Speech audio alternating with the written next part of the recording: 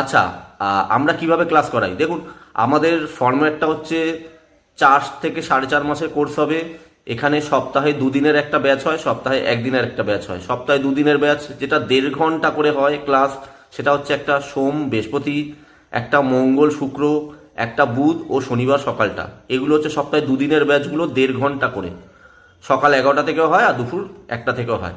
আর সপ্তাহে 1 দিনের ব্যাচ যেটা 3 ঘন্টার হয়, 1.5 ঘন্টার ডবল, তাই এটা 1 দিনের হচ্ছে 3 ঘন্টার।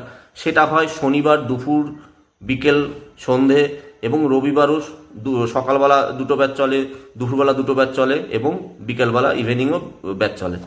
তো এভাবে আমরা সপ্তাহে 1 দিনের ক্লাসটা 3 ঘন্টার ক্লাস হয়, ও সপ্তাহে 2 দিনের ক্লাসটা 1.5 ঘন্টা করে হয়। বোঝাতে পারলাম? সবই কিন্তু 4 সাড়ে 4 মাসের কোর্স, সব ছুটি ছাটা বাদ দিয়ে। ছুটি ধরলে এটা একটু বেশি হয়ে যায়, ছুটি ছাড়া বাদ দিয়ে মোটামুটি 4 সাড়ে 4 মাস, 4.5 মাসের মধ্যে আরামসে হয়ে যায়। আমরা প্র্যাকটিক্যাল ক্লাস করাই, তাই কারণ